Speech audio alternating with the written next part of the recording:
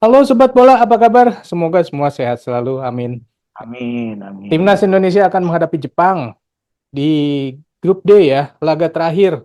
Wah, ini cukup menentukan nih, karena Betul, eh, Indonesia dan Jepang ini akan berebut posisi runner up. Karena runner up ini sudah pasti maju ke babak selanjutnya, sementara di posisi ketiga itu belum tentu karena harus bersaing dengan posisi ketiga yang lainnya. Dari enam betul, tim yang berada di posisi tiga ini hanya empat yang berhak untuk maju. Saat ini memang Indonesia berada di posisi kedua ya, di peringkat ketiganya betul. itu artinya punya peluang untuk lolos. Tapi nanti di laga ketiga bisa berubah lagi nih semuanya kan. Jadi Itu dia. untuk pastinya Indonesia minimal harus bisa menambah poin. Apakah itu seri Ya. atau menang? Kalau menang udah pasti nih, nggak ada nggak ada apalagi nggak ada alasan tidak akan maju ke babak selanjutnya. Bro Bong, kira-kira bagaimana nih antara Indonesia dengan Jepang? Ya. Jadi gini, Bro. Kita tahu bahwa di pertandingan ini, di event kali ini, Jepang hadir sebagai negara dengan peringkat FIFA terbaik di kawasan Asia. Tentu dia juga masuk sebagai unggulan utama, Hmm. gitu loh. Dengan peringkat FIFA tertinggi di range 17, peringkat nomor 17 di FIFA ini ranking. Nah, kali ini dia akan melawan timnas dari negara yang punya peringkat FIFA paling rendah, Indonesia. Ini kan sebuah fakta yang ini ya agak mencengangkan juga ya bahwa ternyata di event kali ini juga bisa mengakomodir negara-negara dan peringkat yang terendah sekalipun. Indonesia dalam hal ini kalau memang bisa masuk kualifikasi dan syukurnya Indonesia juga bisa masuk itu, kemudian melawan Jepang yang peringkatnya sangat berbeda jauh. Ya, Nah, ya. itu adalah fakta pertama perbedaan peringkat Indonesia dengan Jepang yang gapnya sangat jauh. Yang Ibarat bumi dan langit ya. betul itu dia. Kemudian fakta kedua, Indonesia di pertandingan kedua melawan negara yang sekitar 40 peringkat lebih baik ketimbang Hmm. Indonesia, Mhm. yaitu Vietnam. Dan Indonesia bisa mengalahkan Vietnam gitu loh. Mhm. Artinya ini Indonesia punya modal angka Mhm. yang didapat. Sementara berbeda kondisinya dengan Jepang. Ternyata Jepang bisa dikandaskan oleh negara yang sekitar 40 peringkat juga di bawahnya, gitu loh. Jadi ini kondisi yang ambigu ya, kontradiktif sekali antara Jepang dengan Indonesia. Mhm. Makanya kalau saya melihat menata pertandingan ini, saya melihat bahwa ada sisi keuntungan dari timnas kita, Mhm. bahwa timnas kita ada di sebuah momentum yang sangat baik. Mhm. Kualitas mentalitas bisa teruji pada saat melawan Vietnam. Dan mudah-mudahan performa dari mentalitas ini yang saya pikir ini lebih penting ketimbang aspek-aspek teknis ya bro ya. Mhm. Mhm. Bagaimana mentalitas pemain-pemain kita ketika melawan Irak itu juga kan terlihat bahwa tidak minder Mhm. dan bisa menghasilkan gol yang juga cukup baik. Melawan Vietnam juga pun seperti itu gitu loh. Mhm. Dan ini kan artinya performa timnas kita secara linier meningkat. Berbeda dengan Jepang. Performa timnas Jepang itu justru ada tren penurunan ketika dia dikalahkan oleh Irak. Dan ini juga menciptakan sebuah ketidaknyamanan buat timnas Jepang di event kali ini, Bro. Ya, banyak juga berita yang menyebutkan bahwa wah, Jepang nih mulai ketar-ketir juga nih menghadapi Indonesia. Indonesia bisa mengalahkan Jepang katanya ya, tapi saya pikir itu Iya, cuma pesiwar ya, bro. gini, kalau hitung-hitungan ya, hitung-hitungan secara kasat mata, hitung-hitungan secara matematis, memang ini gapnya terlalu jauh.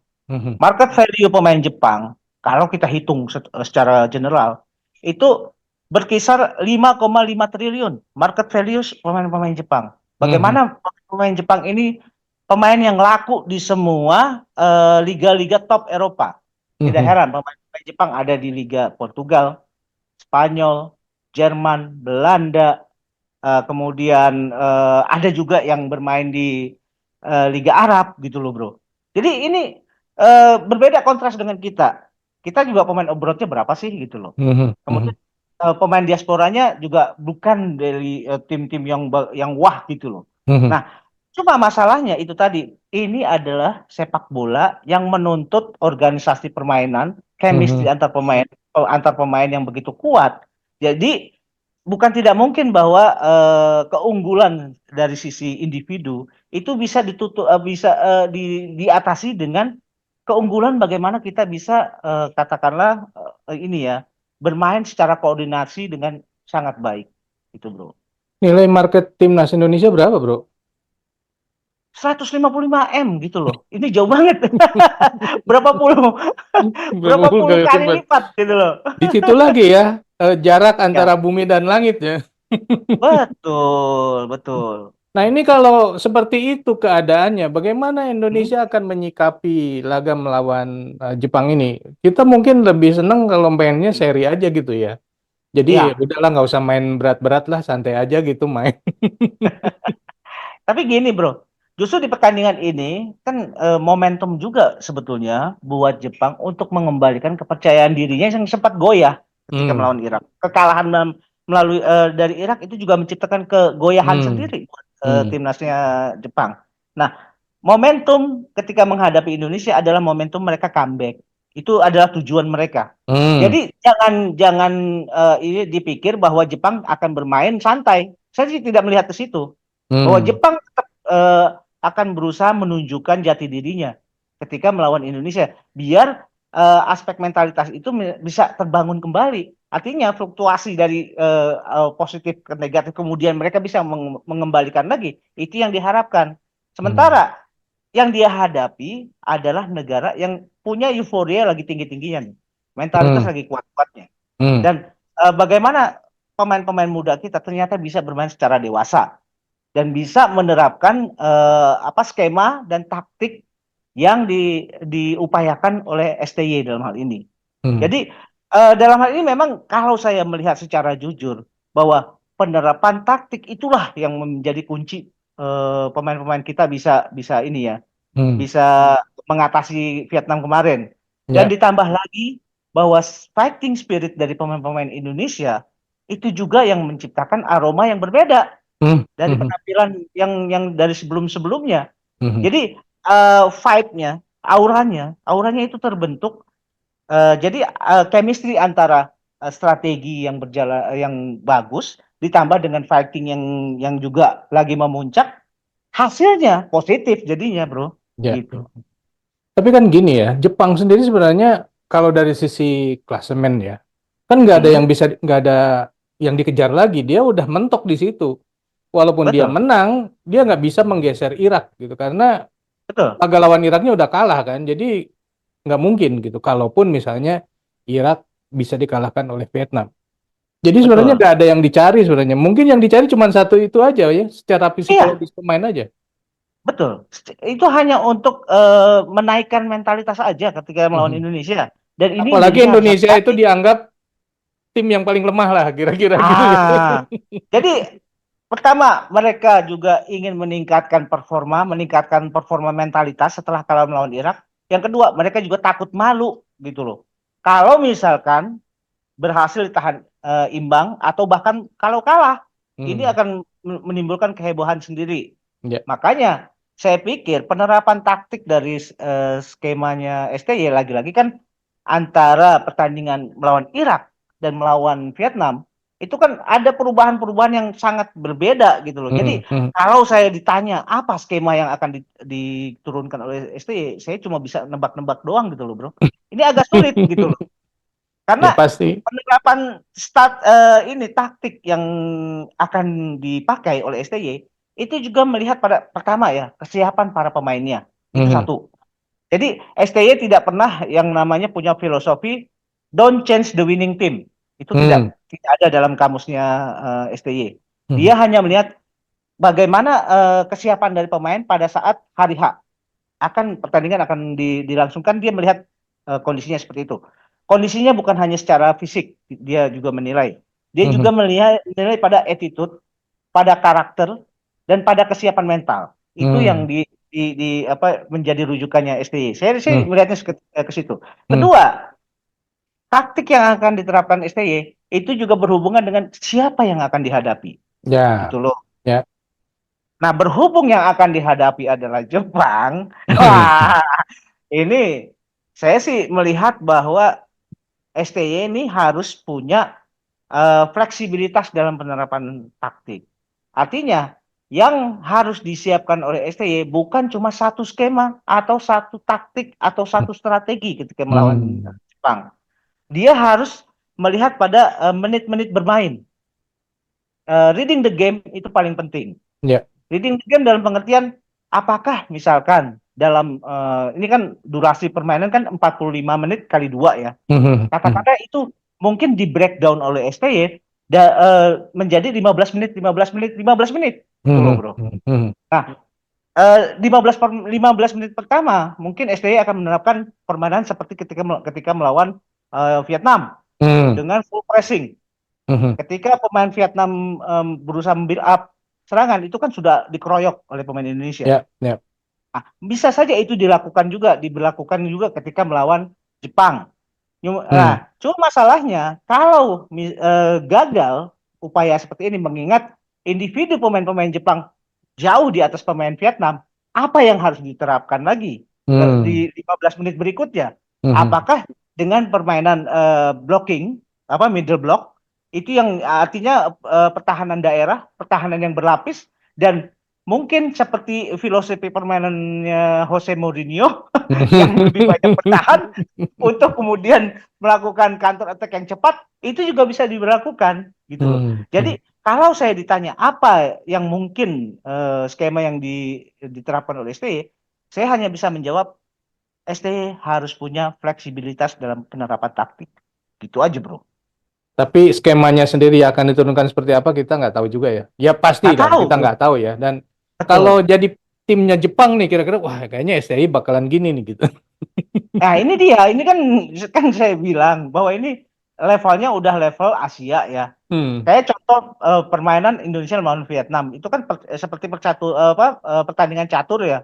Di Mhm. babak pertama Vietnam keteteran karena Mhm. penerapan taktik dari STY begitu baik Mhm. sehingga pemain-pemain taktik dan strateginya Vietnam nggak jalan. Mhm. Tapi itu kan kemudian dikantor balik oleh Philip Trusier. Mhm. Bagaimana di babak kedua Philip Trusier sebetulnya sudah bisa ketemu nih solusinya. Mhm. Cuma masalahnya ya itu dia pemain-pemain Indonesia keburu sudah bisa menggalang pertahanan lebih rapat gitu aja. Mhm. Nah, kalau misalkan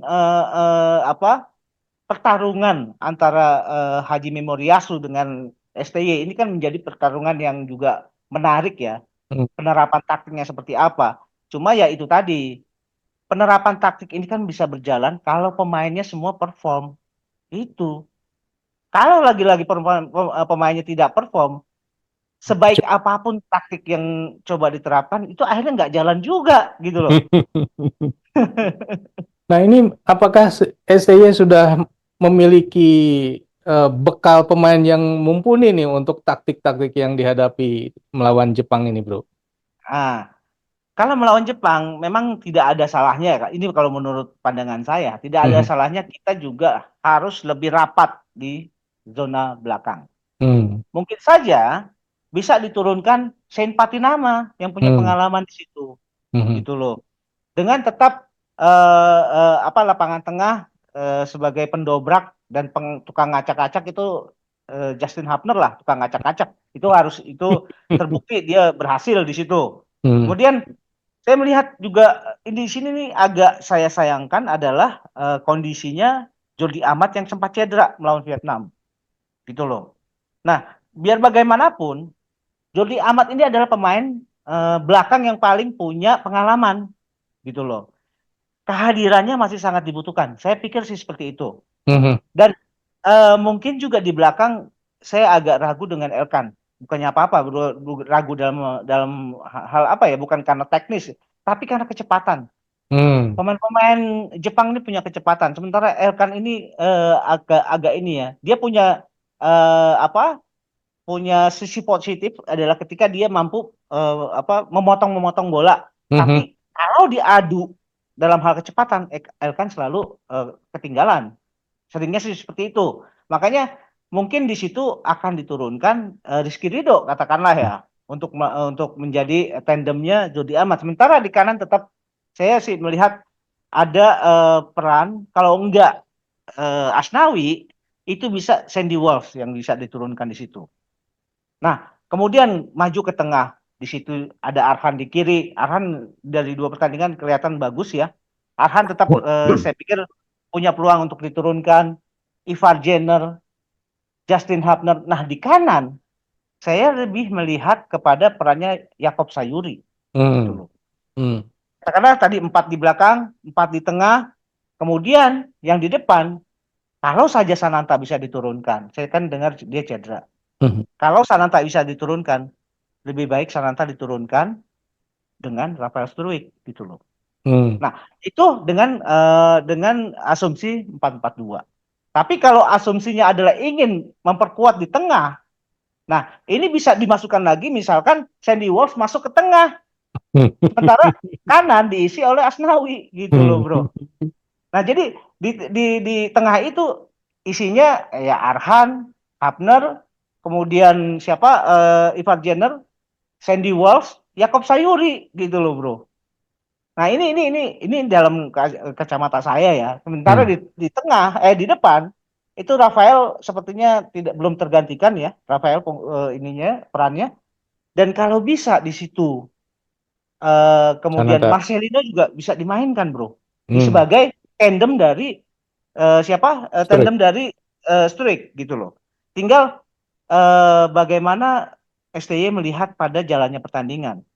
Kalau misalkan memang kita harus lebih bertahan, mungkin Marcelino atau Sananta katakanlah dalam hal ini itu tidak dikesampingkan dulu, diparkir dulu. Tapi kalau Indonesia harus butuh menyerang, Marcelino ini bisa menjadi tandem yang sangat baik buat Rafael Struijk. Walaupun kita tidak melihat apakah Sananta bisa diturunkan atau tidak. Yaitu lagi-lagi tergantung dari situasi yang terkini pada saat menjelang pertandingan gitu loh, Bro.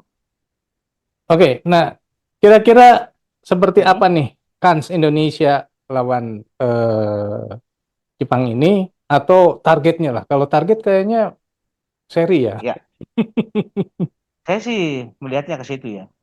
Seri aja udah merupakan hal yang sangat bagus, apalagi kalau bisa menang. Nah, Mhm. tentu yang saya pikirkan bagaimana tuh koordinasi antara lapangan tengah dan di belakang itu harus lebih cair, harus chemistry-nya harus dapat gitu loh. Hmm. Karena saya juga yakin sekali bahwa Jepang dari sejak awal akan mulai serangan-serangan. Itu tadi fungsinya adalah dia ingin segera mencetak gol dan memenangkan pertandingan ini. Karena Sejak awal. tujuan dia bukan bermain seri. Dia ingin menaikkan level mentalitas. Karena Hmm. ini baru di awal-awal event, baru di awal-awal gelaran gitu loh. Dia tidak ingin di fase-fase berikutnya yang lebih menuntut konsentrasi, lebih menuntut kekuatan fisik dan mental itu justru anjlok. Fungsinya di pertandingan ini adalah Jepang ingin menaikkan tensi dan kekuatan mental tadi. Mhm. Nah, ini bisa dimanfaatkan oleh Indonesia. Artinya gini, mentalitas Jepang mungkin saja juga akan membuat mereka bermain secara terburu-buru. Itu yang kita harapkan. Hmm. Hmm. Bermain terburu-buru, ingin segera menciptakan peluang, ingin segera menciptakan gol. Nah, makanya saya berharap bahwa di tengah dan di belakang itu chemistry-nya harus dapat gitu loh. Biar bisa Jadi bikin. bikin mereka frustasi dulu deh gitu loh. Tujuannya itu. Kalau frustasi mereka sudah dapat, Indonesia ada peluang nih untuk melakukan counter, melakukan transisi positif dengan mengandalkan pemain-pemain cepat. Hmm. Bisa di situ kita andalkan Marcelino katakanlah ya. Mhm. Di Mhm. situ juga kita di kanan bisa mengandalkan Sayuri gitu loh. Nah, ini yang sebetulnya kita harapkan bahwa Jepang bermain terburu-buru. Itu yang kita harapkan. Pokoknya Sementara ujungnya Indonesia menang aja ya. nah, Indonesia harus bisa memanfaatkan ini ya eh, tren ya Psikologis ya. psikologis. Psikologis pemain Indonesia lagi bagus, ini harus bisa dimanfaatkan gitu. Oke Sobat Bola, itulah obrolan kita mengenai kira-kira seperti apa laga Indonesia menghadapi Jepang. Kalau Sobat sendiri bagaimana nih kira-kira kans Indonesia melawan Jepang? Bisakah tim yang dianggap FIFA rankingnya terendah ini mengalahkan FIFA ranking yang paling tinggi? Atau cuman cukup bermain aman, eh, bukan bermain aman ya, seri, atau kalah dengan selisih gol yang sangat tipis. Kira-kira yang mana? Silakan tulis di kolom komentar. Sekian dulu obrolan kita. Kita lanjut di obrolan lain. Sampai jumpa. Bye. Thank you, bro.